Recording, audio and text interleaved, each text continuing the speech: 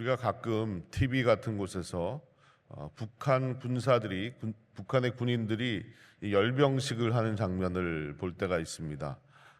똑같은 옷을 입고 똑같은 무기를 들고 또 똑같은 행동을 하면서 똑같은 구호를 외칩니다.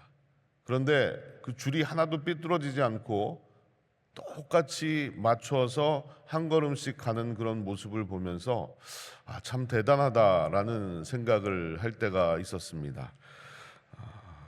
그렇다면 여러분은 이런 모습이 진정 하나됨의 모습이다라고 생각을 하십니까? 북한 사람들은 정말 하나 되었구나라고 생각을 하십니까? 아마 그렇게 생각하시는 분은 그렇게 많지 않을 겁니다. 왜냐하면 그들이 보여주는 통일성이라는 것은 강압에 의해서, 강제에 의해서 만들어진 연출된 모습이기 때문에 우리는 그 모습을 보고 하나 되었다라고 말하지는 않습니다. 반면 우리가 사는 미국을 한번 생각해 보십시오. 정말로 세계 여러 나라의 인종들이 다양하게 모여서 살고 있습니다. 언어도 다르고 문화도 다르고 종교도 다르고 너무나 달라도 많이 다른 사람들이 모여서 살고 있어요. 그래서 각자의 생각과 각자의 의견을 자유롭게 표출하고 어떻게 보면 오합지졸 같기도 하고 너무나 많이 분열되어 있는 모습인 것 같기도 합니다. 정치적으로도 보수와 또 진보가 나누어져 가지고 민주당과 공화당으로 서로 싸우기도 합니다. 그런데 중요한 것은 나라의 이익과 관련된 가장 본질적인 문제에 있어서는 서로 마음이 하나가 된다는 겁니다. 이 북한과 미국을 우리가 한번 깊이 생각해 보면서 진정으로 하나 된다는 것은 과연 어떤 것일까라는 것을 고민해 보지 않을 수가 없습니다. 여러분, 겉으로 드러난 통일성이 하나됨을 말하는 것인지, 겉으로 보기에는 매우 다양하고 가지각색의 생각을 가지고 있고요, 또 서로 다른 의견도 표출하지만 결정적으로 중요한 순간, 또 중요한 가치를 결정하는 그 순간에만큼은 진정으로 마음이 뭉쳐지는 것, 서로의 생각을 공유하는 것, 이것이 진정한 하나됨이 아닐까라는 생각이 들었습니다. 자, 하나 된다는 말은요, 둘이 이상이 있을 때 성립이 되는 말입니다. 혼자는 이미 하나입니다. 그렇기 때문에 혼자서 하나 된다는 말은 할 수가 없습니다. 두 사람 이상이 있을 때 우리는 하나 된다라고 이야기할 수 있는 거죠. 하나님이 우리를 교회로 부르신 이유도 마찬가지입니다. 여러 사람이 관계 속에서 서로 생각도 다르고 뜻도 다르고 또 행동도 다르지만 그 안에서 하나됨을 이루고 성숙해 가기를 원하시는 것이 하나님의 뜻이라는 거죠. 여러분, 혼자서는 내가 어떤 사람인지 잘 알 수가 없습니다. 혼자서 생각하기에 나는 사랑이 많은 사람이고 나는 배려가 많은 사람이다 라고 생각하실 수 있겠지만 혼자 있을 때는 알 수가 없습니다. 여러 명이 같이 있어 봐야 내가 정말로 사랑이 많은 사람인지 또 배려가 많은 사람인지 섬김이 많은 사람인지를 알 수가 있더라는 거죠. 그래서 우리는 함께 모여 있을 때 진정으로 하나 될 수 있느냐 하는 그 모습을 보면서 우리를 평가해 볼 수가 있는 겁니다. 오늘 우리가 함께 읽은 말씀, 이 본문 말씀과 요한복음 17장 전체는 예수님의 기도입니다. 예수님께서 다락방에서 제자들과 함께 기도를 하시는데 이 기도를 통해서 교회의 하나됨을 강조하고 계십니다. 20절 말씀을 보시면 내가 비옵는 것은 이 사람들만 위함이 아니요 또 그들의 말로 말미암아 나를 믿는 사람들도 위함이니 라고 기도하십니다. 여기서 이 사람들이란 말은 당시 주님을 따르는 제자들이었습니다. 제자들을 말하는 겁니다. 또 그들의 말이라는 것은 제자들이 선포하는 복음을 의미한다고 생각하시면 됩니다.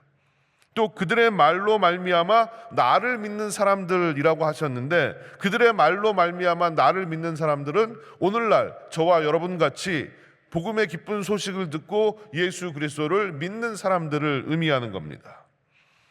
여기서 우리는 놀라운 사실을 하나 발견할 수가 있는데요. 주님은 마지막 기도를 들으실 때까지도 우리를 위해서 기도하셨다는 거예요. 저와 여러분의 구원을 위해서 기도하셨다는 겁니다. 다시 말하면 우리가 예수 그리스도를 믿고 구원을 얻은 것은, 또 이 자리에 나와 있는 것은 주님의 중보 기도가 있었기 때문이라는 거죠.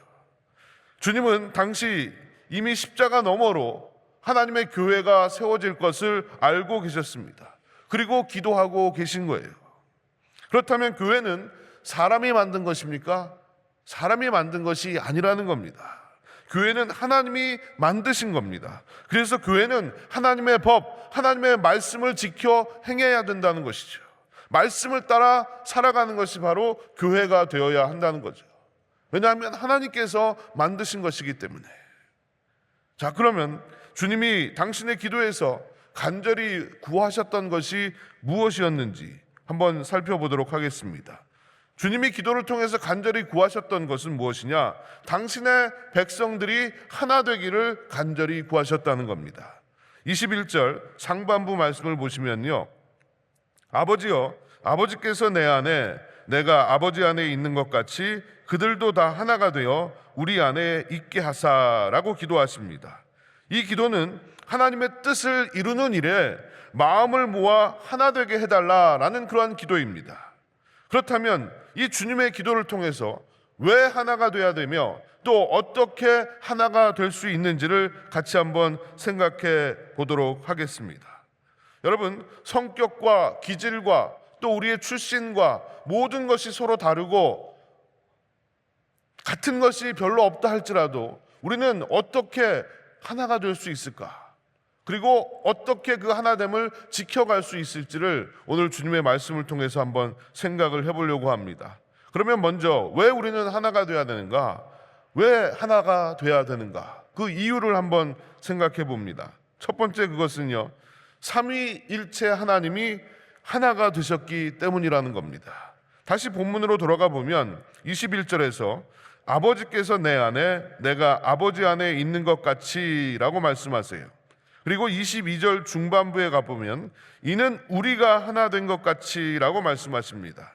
여기서 우리라는 표현은 성령 하나님까지 포함한 성부, 성자, 성령, 이 삼위를 얘기하는 것입니다. 삼위일체, 세 분은 언제나 함께 하셨고 창세전부터 지금까지 우주 만물을 주관하시고 인류 구원이라는 목표를 위해서 기꺼이 하나가 되셨다는 겁니다. 성부와 성자, 성령 서로 역할은 다르지만요, 그것으로 충돌하지 않고 큰 뜻을 이루기 위해서 하나가 되셨습니다.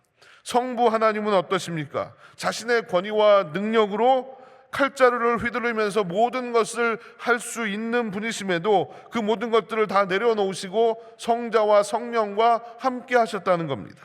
자신만이 최고가 되려고 하지 않으셨습니다. 또 성자 예수님은 어떠십니까? 하늘의 영광을 버리고 인간의 몸을 입고 이 낮은 자리로 내려오셨습니다. 뿐만 아니라 채찍과 고통과 죽임과 아픔을 당하시면서 우리를 위해서 모든 것을 내어놓고 희생하셨다는 거예요. 왜 그러셨습니까? 그것이 바로 아버지의 뜻이었기 때문에, 아버지의 뜻에 기꺼이 순종하셨다는 거죠. 순종함으로 하나가 되었다는 겁니다. 또 성령 하나님은 우리 가운데 지금도 역사하시고, 또 우리가 예수 그리스도를 구주로 고백하게 하시고, 또 우리를 구원 얻는 일에 많은 일들을 행하시며 지금도 우리 마음 가운데서 역사하시고 함께 하시는 분이십니다. 그래서 성부와 성자와 성령, 이 세 하나님이 하나가 되셔서 우리의 구원과 세상의 모든 것들을 다스리시고 주관하고 계신다는 겁니다. 여러분, 이 삼위일체 하나님은 우리에게 완벽하게 하나 되는 모습을 보여주셨습니다. 여러분, 우리는 이미 주 안에서 하나가 된 사람들입니다. 하나님을 아버지로 모시고 살아가기 때문에 우리는 하나님을 아버지로 모시는 주님의 자녀들입니다. 우리가 비록 모습이 다르고 생각이 다르고 또 사는 환경이 다를지라도 우리는 한 분 하나님을 모시고 산다는 그 하나만으로도 우리는 이미 하나가 된 사람들이라는 거죠. 그래서 사도 바울은 이렇게 말합니다. 성령이 하나 되게 하신 것을 힘써 지키라.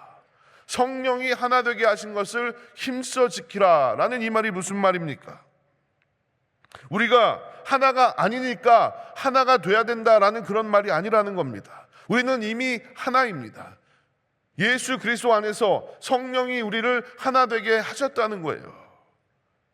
이것을 힘써 지켜나가는 것이 저와 여러분이 해야 될 일이라는 사실을 말해주고 있습니다. 이것은 아주 중요한 본질적인 문제를 얘기하는 겁니다. 여러분, 성부, 성자, 성령 하나님이 하나이신 것 같이 우리는 이미 주 안에서 하나된 자들임을 믿으시길 바랍니다. 우리가 예수 그리스도를 구주로 고백하는 그 순간, 여러분들이 빈내리 교회에 발을 들여놓는 그 순간 이미 우리는 하나가 된 것입니다. 예수 그리스도를 머리로 하고 몸을 이루는 지체들이 된 것이라는 거죠. 여러분, 그래서 우리는 이미 하나입니다. 이 하나됨을 힘써 지켜나가야 하는 것입니다. 성부와 성자와 성령 하나님이 하나이시기에 우리도 하나가 되어야 한다라는 이 주님의 기도를 잊지 마시길 바랍니다. 두 번째, 우리가 하나 되어야 되는 이유는요, 세상으로 믿게 하기 위함이다라는 겁니다. 다시 말하면 우리가 이 하나됨을 지켜야 되는 이유는 세상으로 예수 그리스도를 믿게 하기 위함이다라는 거예요. 21절 하반절을 보시면 세상으로 아버지께서 나를 보내신 것을 믿게 하옵소서라고 기도하시는 예수님의 모습을 볼 수 있고요. 23절 하반부로 가도 또 나를 사랑하심 같이 그들도 사랑하신 것을 세상으로 알게 하려 함이로소이다 라고 기도하고 있습니다. 이 말씀은 우리가 하나 되는 모습을 통해서 세상 사람들이 하나님의 사랑을 알게 되고 주님 앞으로 나오게 된다라는 그런 말씀인 겁니다. 바꾸어 말하면 우리가 하나 되지 못하면, 분열하고 쪼개지고 갈라진다면 세상 사람들은 하나님의 사랑에 대해서 알 길이 없고 또 하나님 앞에 나올 수도 없다라는 거예요. 예수를 믿고 구원 얻을 수도 없다라는 것을 말씀하고 있는 겁니다. 우리는 주님의 빛을 세상으로 반사하는 거울과 같은 존재들입니다. 그런데 그 거울이 깨진다고 생각해 보세요. 거울이 깨지면 그 빛을 반사시킬 수가 없습니다. 그래서 우리는 주 안에서 하나 되어서 주님의 빛을, 주님의 사랑을 세상으로 전해 주어야 한다는 것이죠. 실제로 세상 사람들은요, 우리가 40일 금식 기도를 했다고 해서 우리를 그리스도의 제자로 인정하지 않습니다. 또 우리가 제자 훈련을 다 마쳤다고 해서 우리를 그리스도의 제자로 인정하지 않는다는 겁니다. 교회에 직분을 가졌다고 해서, 내가 성경 지식이 많다고 해서, 내가 매주일 교회 예배에 빠지지 않고 나온다고 해서 세상을 향해서 내가 그리스도를 믿는 사람이고 그리스도의 제자라고 당당하게 이야기하기는 어렵다는 거예요. 왜냐하면 우리가 예수 그리스도의 빛을 세상에 비추지 않는다면 그들은 알 수가 없습니다. 알 수가 없어요. 예수 그리스도에 대해서 알 수도 없고, 예수 그리스도를 믿는 사람들이 어떤 사람들인지에 대해서도 알 수가 없는 겁니다. 세상은 우리가 사랑하는 모습을 보고 싶어 합니다. 우리가 하나 되는 모습을 보고 싶어 한다는 겁니다. 우리가 잘 아는 인도의 성자 간디는요, 이런 말을 했습니다. 나는 예수 그리스도를 좋아한다. 그러나 크리스천들은 싫어한다. 왜냐하면 그들은 그리스도를 본받지 않기 때문이다 라고 말했다고 합니다. 세상이 우리를 평가하는 모습이 이렇다면 우리는 결코 세상에서 그리스도의 사랑을 알게 할 수도, 또 그리스도를 믿게 할 수도 없는 겁니다. 세상에 그리스도를 전하기 위해서 우리는 하나가 되어야 합니다. 여러분, 우리를 통해서 세상이 하나님을 알게 되기를 소망합니다. 우리를 통해서 세상이 하나님을 보게 되기를 소망합니다. 우리의 하나됨을 통해서 많은 영혼들이 주 앞으로 나오는 역사가 우리 빈내리 교회를 통해서 이루어지기를 주님의 이름으로 축복합니다. 그러면 우리가 어떻게 하나가 될 수 있을까요? 하나 되의 방법에 대해서 함께 나누도록 하겠습니다. 우리가 하나 될 수 있는 것은 바로 사랑이라는 겁니다. 23절 말씀을 보시면 또 내가 그들 안에 있고 아버지께서 내 안에 계시어 그들로 온전함을 이루어 하나가 되게 하려 함은 아버지께서 나를 보내신 것과 또 나를 사랑하심 같이 그들도 사랑하신 것을 세상으로 알게 하려 함이로소이다 라고 기도하십니다. 하나님은 우리를 사랑하셔서 당신의 아들 예수 그리스도를 이 땅에 보내주셨습니다.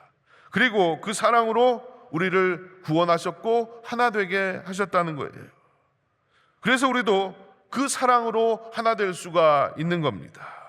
우리가 하나님을 떠나 죄로 인해서 죽어야 했을 때 주님께서 우리에게 우리를 위해서 대신 죽으심으로 새 생명을 허락해 주셨습니다. 주님이 우리를 품어주신 거예요. 이것이 바로 십자가이고 이것이 바로 사랑인 겁니다. 주님이 우리를 품으신 같이 우리도 서로를 품을 수 있어야 한다는 겁니다. 이것이 하나됨을 지켜나가는 하나님의 방법인 겁니다. 우리 중 누가 잘못됐다면요, 그것은 내 몸의 일부가 잘못된 것입니다. 내 몸이 잘못된 거예요. 여러분 한번 생각을 해보십시오. 만약 여러분이 다리를 다쳐서 한쪽 다리를 제대로 쓸 수 없다면 그 다리를 당장 잘라내 버리십니까? 그러는 사람은 아무도 없습니다. 그 다리가 아픈데 그 다리가 치료를 하지 않고 그냥 방치해 두십니까? 그런 사람도 아무도 없을 거예요. 어떻게 해서든지 싸매고 감싸서 약을 바르고 치료를 해서 그 다리가 성한 다리가 되도록 만들 겁니다. 우리가 주 안에서 한 지체고 한 몸이라고 한다면 우리는 다시 한번 우리의 지체 중에 연약한 지체들, 또 부족한 지체들, 마음 아파하는 그 지체들에 대해서 우리는 어떻게 해야 될지를 고민하지 않을 수가 없는 겁니다. 에베소서 4장 2절에서 3절에 보니까 사도 바울이 이런 말씀을 합니다. 모든 겸손과 온유로 하고 오래 참음으로 사랑 가운데서 서로 용납하고 평안에 매는 줄로 성령이 하나 되게 하신 것을 힘써 지키라 라고 말합니다. 성령이 하나 되게 하신 것을 힘써 지키려면 겸손과 온유와 오래 참음과 사랑이 있어야 된다라는 겁니다. 그것들을 통해서 우리는 성령이 하나 되게 하신 것을 지켜나갈 수가 있다라고 말씀하고 있습니다. 여러분, 겸손하십시오. 내가 다른 사람을 정죄하고 심판할 수 있는 그런 권한이 없습니다. 나에게는 그런 권한이 없어요. 우리는 늘 다른 사람을 보며 저 사람은 저게 잘못됐고 이 사람은 이게 잘못됐고, 그거는 내 주관적인 생각일 뿐입니다. 하나님이 그 사람을 어떻게 생각하시고 하나님이 그 사람에 대해서 어떻게 평가하실지는 우리는 알 수가 없는 거예요. 그리고 그 사람을 심판하고 평가하는 것은 하나님이 하실 일입니다. 그래서 우리는 하나님 앞에 겸손해야 되는 겁니다. 그리고 여러분, 오래 참으실 수 있기를 바랍니다. 그리고 사랑하며 살아가는 것, 이것이 바로 하나됨을 지켜가는 방법이라는 거예요. 사랑이 무엇일까요? 성 프란시스가요, 제자들과 함께 금식을 하게 됩니다. 40일 동안 금식을 하기로 했는데 그들은 이미 여러 번 금식을 해봤기 때문에 제자 중에 한 사람이 이렇게 제안을 합니다. 그냥 금식을 하면 너무 밋밋하니까 음식을 앞에다 갖다 놓고 그것을 쳐다보면서 금식을 합시다 라고 제안을 한 거예요. 그래서 둘러 앉아서 금식을 하는데 그 가운데다가 죽을 갖다 놨다고 합니다.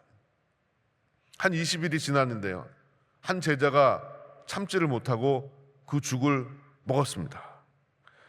그랬더니 일제히 다른 제자들이 그 제자를 죽일 듯한 눈빛으로 째려보는 거예요.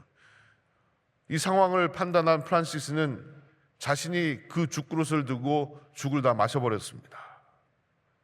그리고 하는 말이, 미워하면서 금식하는 것보다 먹고 사랑하는 것이 더 낫다라고 이야기를 했다는 겁니다. 그렇습니다. 이것이 바로 사랑이 아니겠습니까? 옳고 그름을 자꾸 따지는 것이 아니라 그 전에 허물을 덮어줄 수 있는 것, 이것이 진정한 사랑이라는 겁니다. 또 이런 이야기도 있습니다. 놀이공원에서 아이들이 저마다 풍선을 들고 재미있게 놀고 있는데 한 아이가 그만 그 풍선을 놓쳐버렸습니다. 하늘로 날아가는 그 풍선을 바라보며 아이는 울기 시작하는 거예요. 근데 좀처럼 울음을 그치지 못하고 계속해서 펑펑 울고 있으니까요, 주변에서 놀라운 일이 벌어졌습니다. 같이 풍선을 들고 놀던 아이들이 자기들의 풍선을 다 하늘로 놓아버린 겁니다. 그래서 풍선들이 다 하늘로 올라가는 거예요. 그 모습을 보면서 아이들이 막 깔깔거리면서 웃는 겁니다. 그랬더니 그 풍선을 제일 처음 놓쳤던 그 친구도 함께 울음을 그치고 웃으면서 즐거워하게 되었다는 겁니다. 여러분, 풍선을 놓쳐버린 이 아이에게 정말 필요한 것은요, 풍선을 새로 하나 사주는 것이 아니라 풍선을 잃었을 때 그 아픔을 함께 나누는 것이었습니다. 누군가가 나의 아픔과 나의 슬픔을 함께 나눌 수 있다면 그것이 진정한 나눔이고 그것이 진정한 사랑이 아니겠습니까? 여러분, 아픔을 함께 해주는 것, 이것이 하나됨의 시작인 겁니다. 내가 아프고 힘들 때 나를 위해서 기도해주고 나와 손을 잡아주는 누군가가 내 곁에 있다는 것, 그것이 곧 우리의 하나됨의 시작이라는 것을 잊지 마십시오. 제가 어느 방송에서 들은 얘기인데요, 연예인 중 하나가 노총각으로 나이가 많이 들었습니다. 근데 아버지와 대화를 하는 거예요. 그 아버지에게 물어봅니다. 아버지, 결혼하면 뭐가 좋아요? 라고 얘기를 했더니 아버지가 그 아들에게 이렇게 얘기하시는 거예요. 연애는 서로 만나서 좋은 것을 같이 하는 것이고 결혼은 서로 만나서 힘든 것을 같이 하는 것이다. 참 명언이라고 생각을 합니다. 연애할 때는 서로 만나서 좋은 것을 같이 하는 거지만 결혼하고 나서는 힘든 것을 같이 하는 것이 가족이고 하나됨이다라는 이야기입니다. 여러분, 행복한 가족은요, 가족들의 상처를 서로 보듬어주고 또 끌어안을 수 있는 가정이에요. 상처가 없는 가정이 아니라 어떤 가정에도 상처가 있습니다. 그러나 그 상처를 보듬어주고 끌어안아줄 수 있는 가정이 진정 행복한 가정이라는 겁니다. 좋은 일만 함께하는 것은 가족이 아닙니다.